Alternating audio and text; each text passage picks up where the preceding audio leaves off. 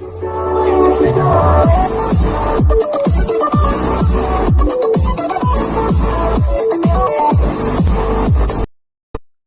guys, what's up?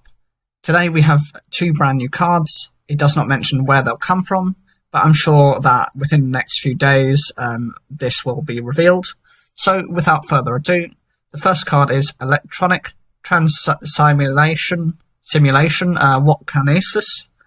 This is a light psychic level 4 with 1800 attack and 0 defense. And its effect is, it's a quick effect that says you can send this card from your hand or field to the graveyard, then target one monster your opponent controls, move it to another of your opponent's available main monster zones.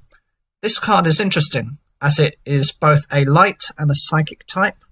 The exact same as the Jack Knights, this makes it, in that respect, direct support for the archetype. Now, this is the card I was mentioning that the Jack Knights needed, a means of manipulating your opponent's cards to the point where you can summon them. This being both an effect from the field and the hand means if you're first, then you can summon this card to avoid having a defenseless board, and it has a decent attack to keep itself on the field, while still being able to use its effect during your next turn.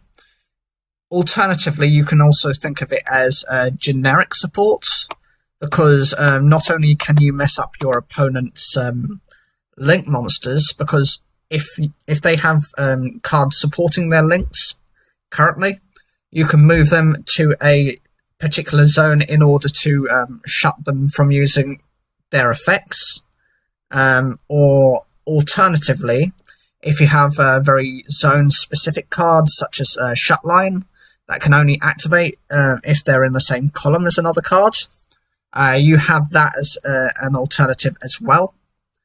The one main downside of this card, and I have to say it, is since you can only run 3 of them, and this is not a continuous effect, you are still very limited. By this, I'm specifically referring to the Jack Knight archetype.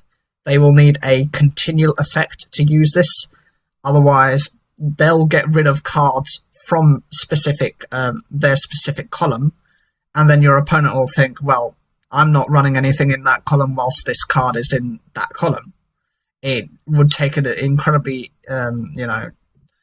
someone who doesn't understand how the archetype works in order to make that kind of a move. It would be good if they introduced a continuous spell or trap card that has the same effect, just to help them out a bit. This is to extend and helps to fix the Jack Knights, as none of them are immediately summonable. I think they also need to consider in the future with the archetype to introduce some lower levels, not too many, as that would spoil the way the cards react, but to perhaps have the same treatment as the Monarchs to get baby versions who could perhaps force 2 cards to be in the same column. So if your opponent has, say, a spell in their leftmost zone and a monster in their middle zone, you could have an effect that says, right, one of these cards has to be placed in the same zone as the other.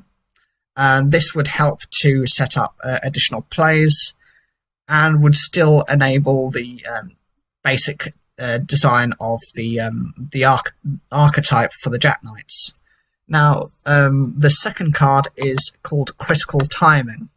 This is a counter trap that says, when your opponent activates a spell or trap card or monster effect with the same name as a card in your graveyard, as in their graveyard, negate the activation, and if you do, destroy it.